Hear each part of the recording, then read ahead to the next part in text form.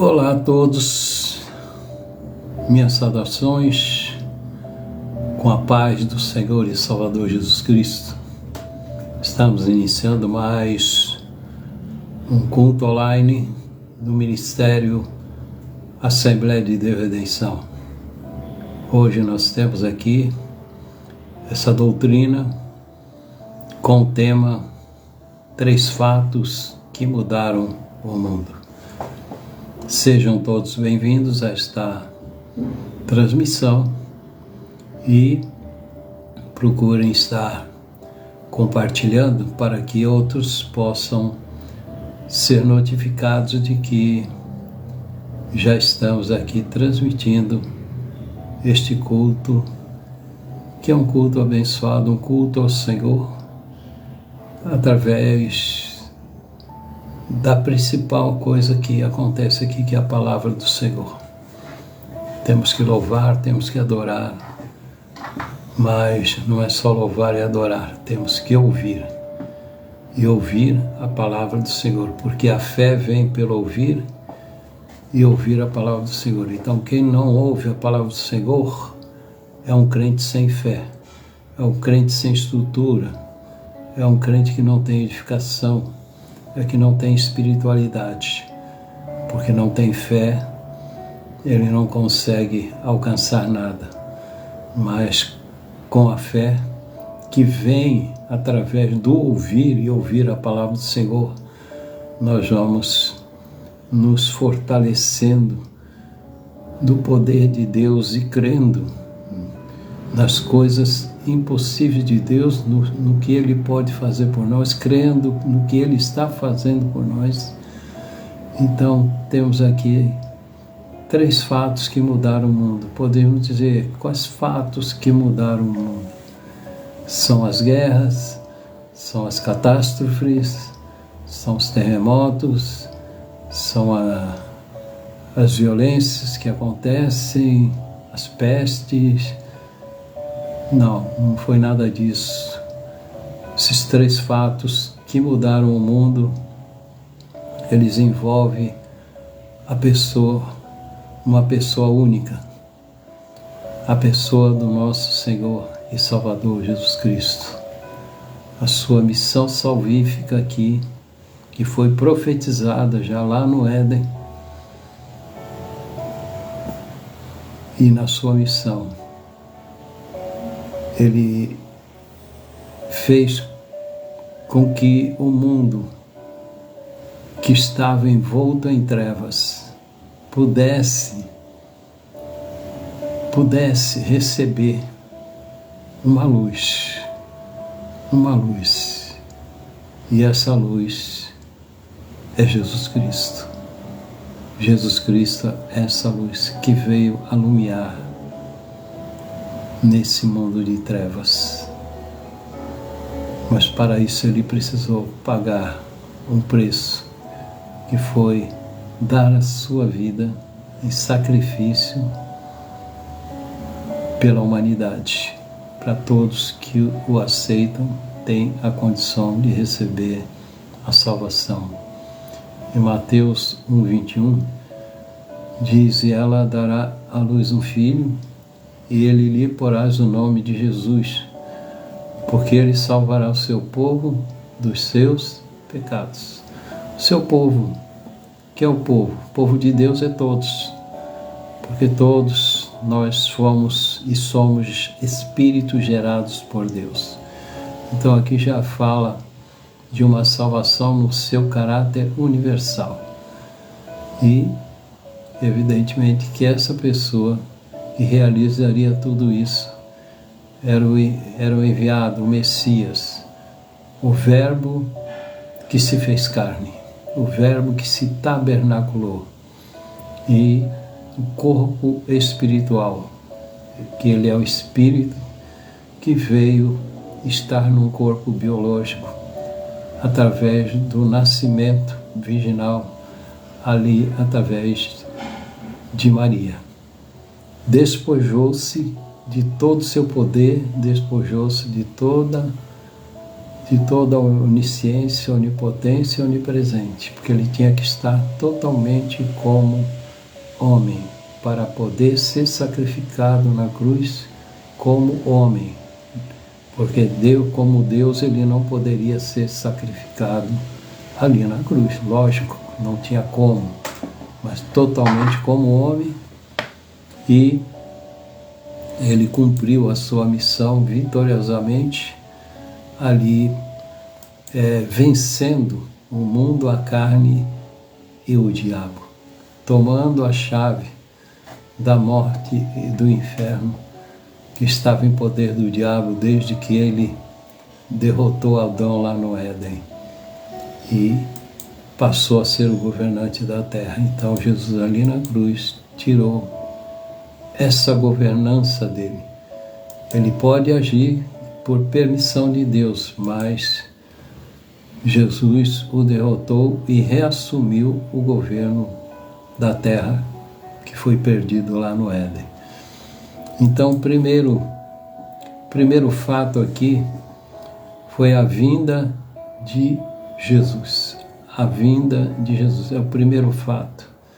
Ela foi profetizada. A vinda de Jesus, ela foi profetizada lá no princípio. Gênesis 3,15.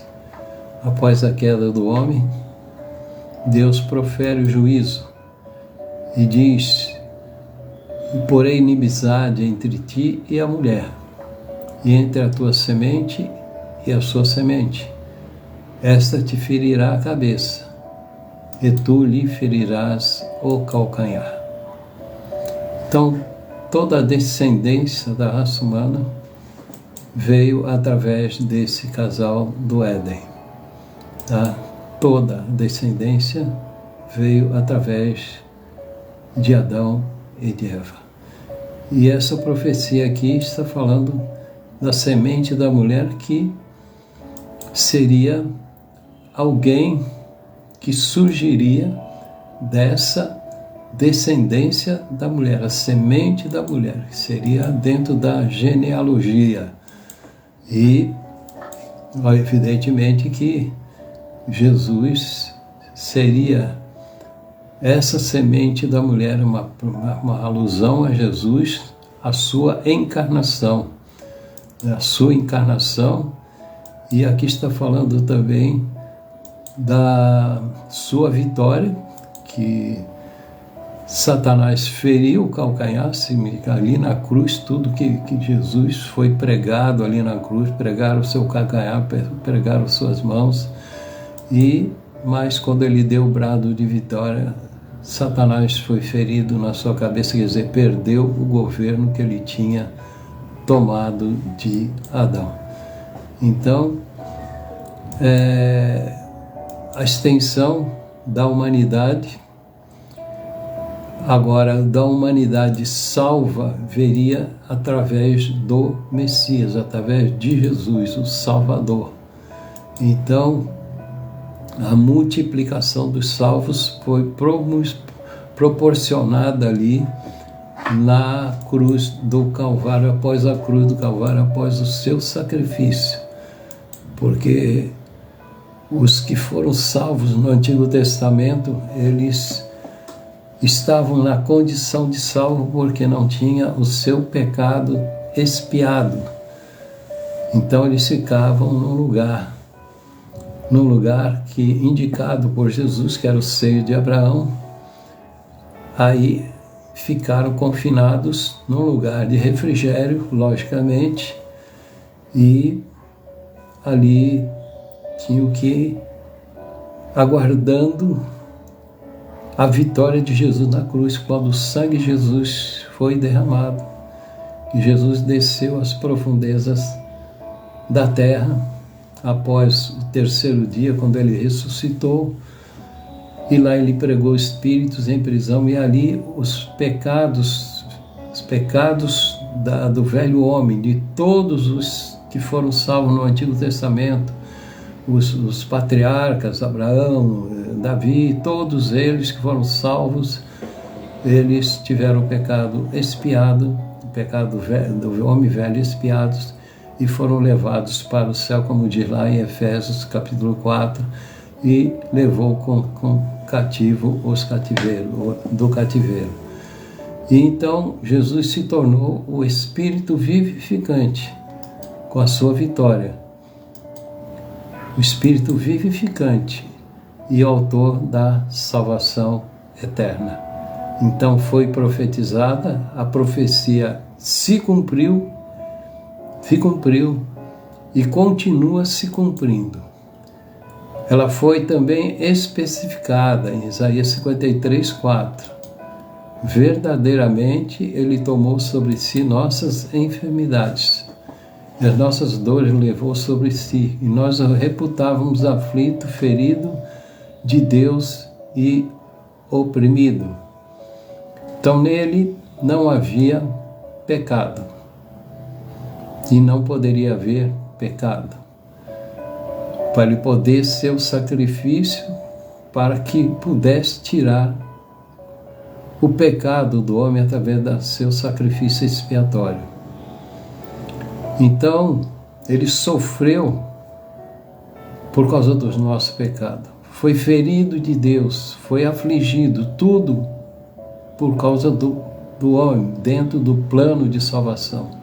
Carregou dores, carregou tristezas, mas ele fez a expiação universal. E poucos se importam com isso, não querem saber ou não acreditam. Mas aqui também fazendo uma conscientização de algo que é muito importante, porque muitos pregam, e vocês já ouviram isso e veem que ele tomou sobre si as nossas enfermidades. Aí muitos dizem que era a enfermidade da carne, né? A enfermidade física. E que ele levou tudo. Então nós não poderíamos ter enfermidade, né? Como pregam, né? Você pode ficar doente, mas não pode permanecer doente. Isso pregam os enganadores. Mas que enfermidade é essa? Não é enfermidade física. Está falando aqui de enfermidade da alma. O pecado é a maior doença que está alojada na alma. E pregam enganando o povo que se trata de enfermidade física. Ele não levou a nossa enfermidade física, ele levou a nossa enfermidade maior sobre si, que eram os nossos pecados. Essa é a maior enfermidade que o homem tem, e que se ele não se livrar disso, ele está na condição de réu de juízo e perdido. Se não se livrar disso, e para se livrar disso, somente aceitando Jesus como seu único e suficiente Salvador. Então, isso é para esclarecer para muitos que enganam o povo, talvez por ignorância. Eu acredito mais por ignorância, né? Porque ele lê aqui literalmente sobre si nossas enfermidades. Jesus levou a minha enfermidade. Ela já foi embora, a minha enfermidade. Foi nada. Ela não vai. Essa enfermidade do corpo vai ser curada ou através do milagre do Senhor, se Ele assim o desejar fazer, ou tomando remédio, indo no médico, fazendo aquilo que tem que fazer. Por isso nós temos condições de ir no médico, vamos no médico, mas o médico só não pode curar a enfermidade da alma, e é essa que Jesus levou sobre si, porque levou sobre si os nossos pecados. Amém, glória a Deus. E foi também não somente profetizada, especificada, e foi identificada. No dia seguinte, João viu Jesus que vinha para ele e disse: eis o Cordeiro de Deus que tira o pecado do mundo. Agora ela foi identificada por João, o precursor do Messias, que fazia ali o batismo do arrependimento, chamava o povo ao arrependimento, batizava ali nas águas. Então ele identifica para todos ali, dizendo que vinha para ele e disse, eis o Cordeiro. Jesus estava vindo para ele e ele diz, eis, aí ele, olha, esse que está vindo aqui é o Cordeiro de Deus, que tira o pecado do mundo. Cordeiro de Deus, porque ele ia se sacrificar na cruz como o Cordeiro de Deus. Jesus não foi obrigado. Levaram ele, foi forçado a ir lá, mas veja bem, ele foi lá porque ele tinha a missão de ir. Ele poderia chegar, chamar os anjos lá e destruiria todos aqueles que estavam carregando ele lá, machucando ele, fazendo... Não, ele se deu, ele teve que ir lá por vontade própria, para poder o sacrifício ser perfeito, levado como ovelha muda ao matadouro, porque ele não gritou, ele não chorou, ele não esperneou, ele foi ali por conta dele mesmo que ele foi, ok? Então, os cordeiros não removiam pecados que eram ali mortos pelos sacerdotes. Ali o pecador levava o animal, ele cortava lá a jugular do animal, sangue derramado, ele punha um pouco de sangue na cabeça do confesso e ele confessava lá os pecados. Então fazia uma expiação não do pecado de Adão, somente os pecados veniais que ele praticava, mas o de Adão, o sangue de animal não tirava. E ele fez ali, com esse sacrifício, proporcionou, de uma vez por todas, encerrando o ciclo de matar animais, encerrando o ciclo ali do altar do holocausto, fazendo um sacrifício único. E o sangue de Cristo continua purificando, continua fazendo expiações a todos que aceitam a Cristo. Continua, o sangue dele continua. Ah, mas foi isso. Não, o sangue dele continua. O valor do sacrifício dele, aquele sangue derramado, continua fazendo os efeitos poderosos, tanto naqueles que aceitam Jesus, como naqueles como nós, que pecamos e pedimos perdão ao Senhor, e o sangue de Jesus Cristo nos purifica de todo o pecado. Amém. Então ele fez uma expiação universal por todo o mundo. Também aqui o nome de Jesus. O nome de Jesus, ele é exclusivo. Em Atos capítulo 4, versículo 12, diz, em nenhum outro há salvação, porque também debaixo do céu nenhum outro nome há, dado entre os homens, pelo qual devamos ser salvos. Em nenhum outro há salvação. Existem vários segmentos religiosos, porque inventando ou crendo que há outro meio de salvação. Alguns acham que por obras, fazendo caridade, ajudando, doando coisas, vai ter algum alívio aí no julgamento, ou vai alcançar a condição de salvo. Nada disso. Ou aí com imagens também, né, que acreditam que pode religar, porque religião é religar com Deus. E o único que pode religar com Deus é Jesus, não há outro. Não há outro, não há outra e não há outro. Então não existe outro intermediário, não existe outro intercessor. Jesus é o único mediador entre Deus e os homens. Não há mediadora nem mediador, somente Cristo é o único mediador entre Deus e o homem. E diz, porque e nem outro Salvador, porque também debaixo do céu nenhum outro nome há. Então, debaixo do céu nenhum outro nome há, dado entre os homens, pela qual devemos ser salvos. Então não existe, somente Cristo. Quem não vem a Cristo está perdendo tempo. Quem vive atrás de imagem, aí, se curvando atrás de imagem, fazendo outros trabalhos com meio, achando que vai se religar com Deus. Não tem, só Jesus pode fazer esse religamento com Deus e a reconciliação com Deus. Só Jesus. Glória a Deus.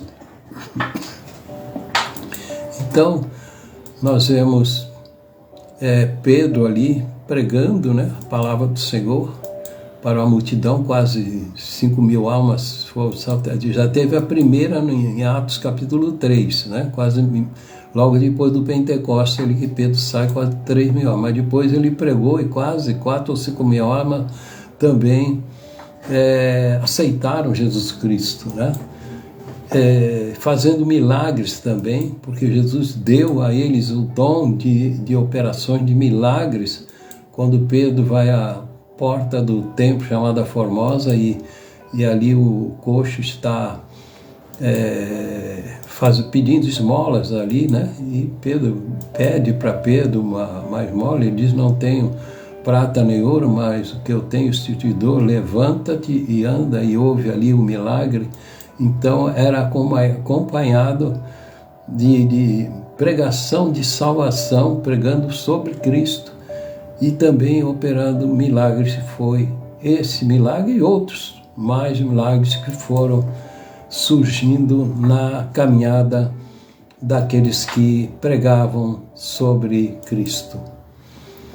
O nome também é poderoso. Lucas 3,16 diz: respondeu João a todos dizendo: eu na verdade batizo-vos com água, mas eis que vem aquele que é mais poderoso do que eu, do qual não sou digno de desatar a correia das alparcas. Esse vos batizará com o Espírito Santo e com fogo. Ele deixou esse poder. Ele deixou esse poder para todos aqueles que servem a Ele, que são seus ministros. Ele deixou esse poder para os apóstolos, para aqueles que seriam evangelistas, pastores.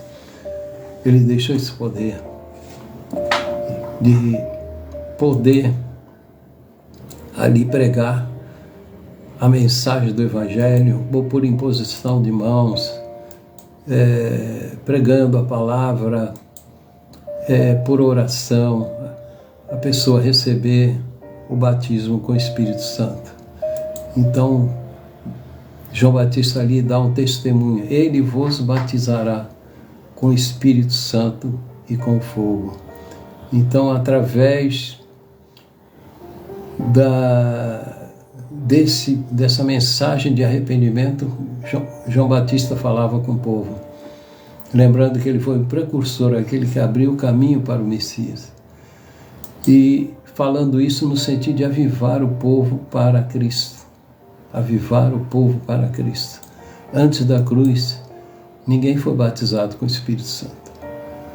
O batismo com o Espírito Santo só começou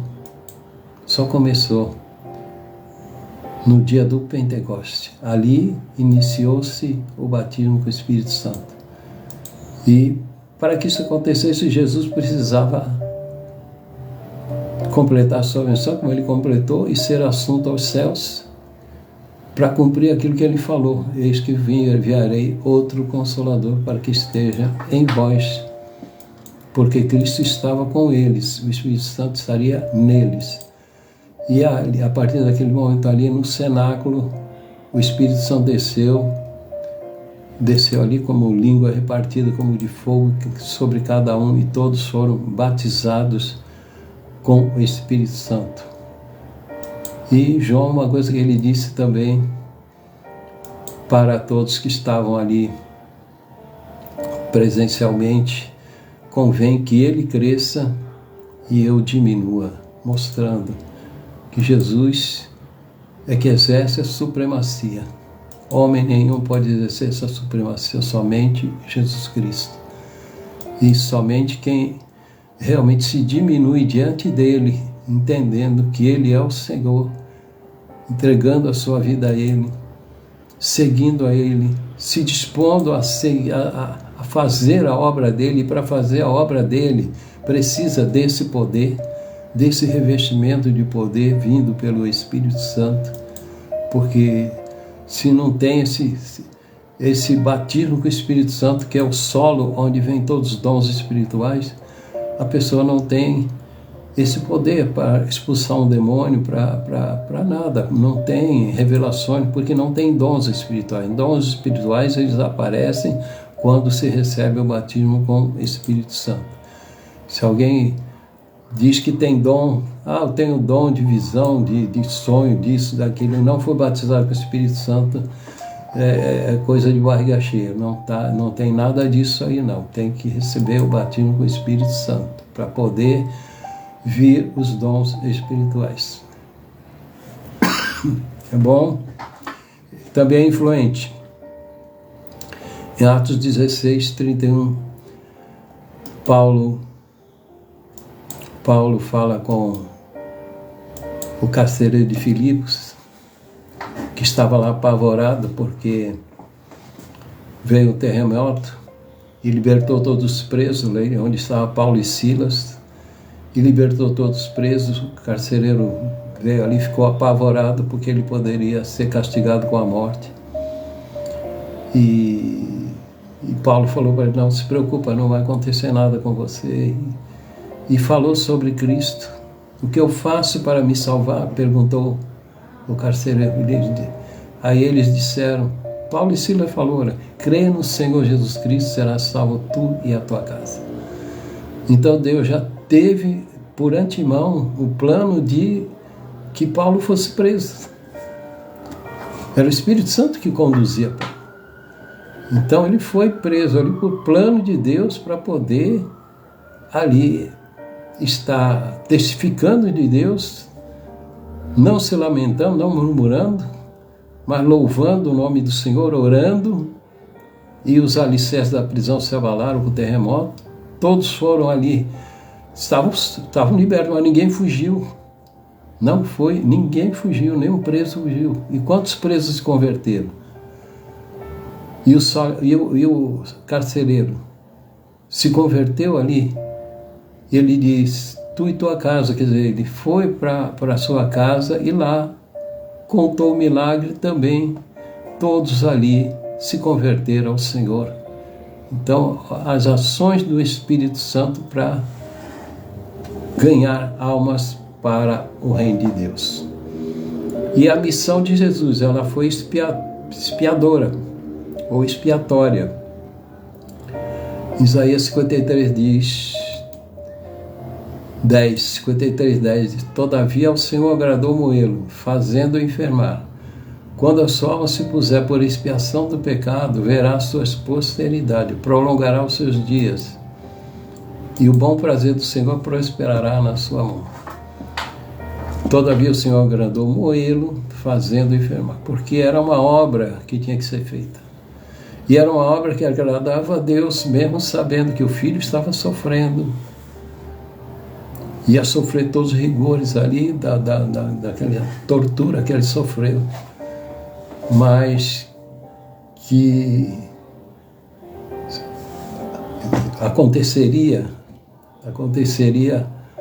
a coisa mais maravilhosa que poderia acontecer no mundo, que era trazer salvação para a humanidade, trazer salvação para o povo. Então, quando a sua alma se puser por expiação do pecado, verá a sua posteridade, prolongará os seus dias. Então, você veja bem, a nossa alma, a alma de Cristo foi posta por expiação do pecado. Sofreu tudo isso. Ver a sua posteridade, ver a posteridade pós-cruz, quando começou-se a almas se converterem ao Senhor. Quantos quantos se converteram ao Senhor. E quantos que se convertem ao Senhor têm os seus dias prolongados. Muitos de nós que vivíamos aí no mundo, se não tivéssemos aceitado Cristo, já teríamos partido faz tempo. Mas aquele que muda de vida, deixa os seus vícios, vícios que prejudicam o seu corpo, que abreviam a sua idade. Quantos de nós poderia já ter partido? Mas quantos de nós estamos vivos porque deixamos tudo?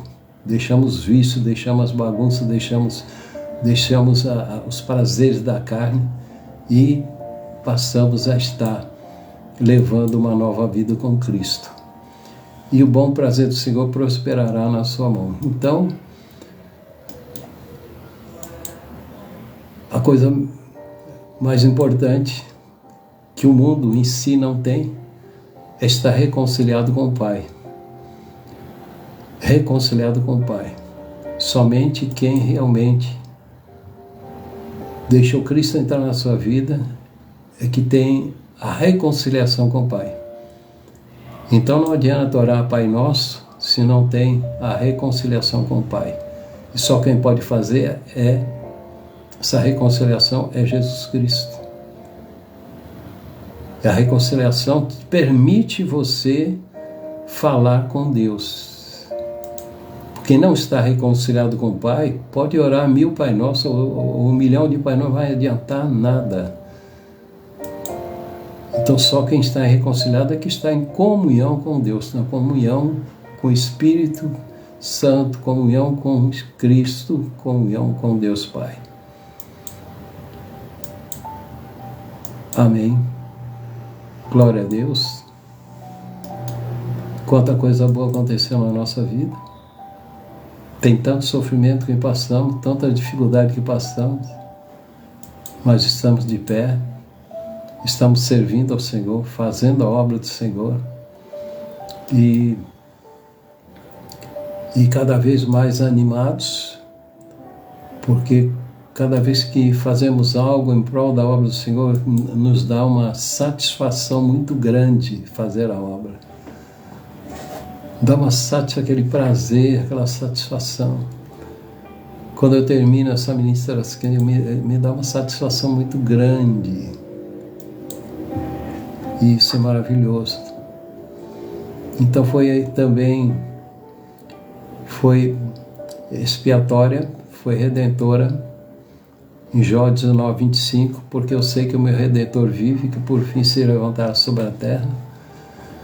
Jó, ali no meio de todo sofrimento, ele profetiza, isso foi uma profecia. Ele não poderia imaginar que esse Redentor que ele fala fosse Jesus Cristo, não teria nem como, mas é uma profecia. E diz que sei que o meu Redentor vive, com letra maiúscula aqui, Redentor. Está falando de Cristo, profetizando de Cristo. E que por fim se levantará sobre a terra. Então Jó, ele tinha um anseio por um justo juiz diante de tudo que ele estava passando, porque ele estava sendo acusado ali, ele que estava sofrendo aquilo porque tinha pecado. E queriam que ele confessasse o pecado a todo custo. Mas Jó, ele se manteve firme, entendendo, não, eu não pequei. E eu anseio por um justo juiz que viesse pleitear, um advogado que viesse pleitear a sua causa junto a Deus, como uma esperança de intercessor entre Deus e o homem. E o anseio dele foi atendido. O anseio dele foi atendido porque ele conseguiu sair de toda aquela situação sem negar a Deus. Se ele nega a Deus, ele perdia. Tinha uma disputa entre Deus e o diabo. O diabo disputou com Deus, disse que Jó não ia conseguir. E Deus disse que Jó ia conseguir. E Jó conseguiu. e saiu vitorioso, e Deus o recompensou com o dobro de tudo aquele que ele tinha antes. A fé foi salvadora. Lucas 19:10, porque o Filho do Homem veio buscar e salvar o que se havia perdido. Então, como pastor de ovelhas, Jesus saiu à procura. Jesus andava pregando o evangelho do reino, cuidando ali das ovelhas que ele conquistava, dos seus seguidores. Então, a ênfase de Jesus estava nos perdidos, porque ele não veio chamar os sãos, ele veio chamar os doentes, chamando ao arrependimento. Muitos judeus que tinham se desviado, porque o sacerdócio lá no templo estava corrompido, muitos se desviaram, como Zaqueu, como Mateus, vários deles. E Jesus foi chamar esses ao arrependimento e eles se voltaram agora para Cristo, que era aquele que pregava a verdade.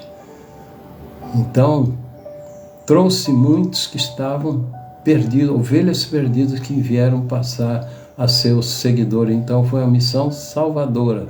Salvadora também para todos nós que, de alguma forma, acabamos aceitando Jesus, e foi a maior decisão, a mais importante decisão que tomamos em toda a nossa vida.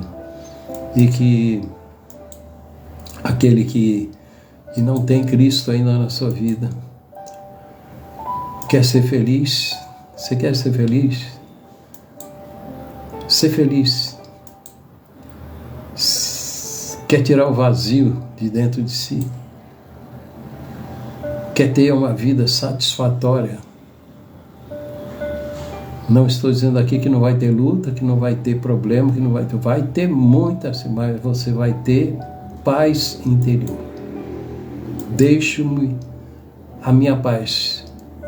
A minha paz vos dou, não a paz que o mundo dá, mas outra paz, porque o vazio foi preenchido com a presença do Espírito Santo. E aí a paz realmente que não conhecíamos passou a estar em nossas vidas, e a certeza, porque vivíamos de incerteza e passamos a ser certeza de onde vamos passar a nossa eternidade.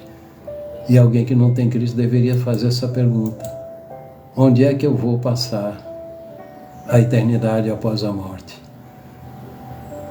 Então, para essa pergunta, nós já temos a resposta. A nossa eternidade nós vamos passar com Jesus Cristo nas regiões celestiais. Amém? Que Deus abençoe a todos. Domingo temos a Escola Bíblica Dominical às 10 horas. Não deixe de ir. Missões transculturais no Novo Testamento. Amém? Deus abençoe.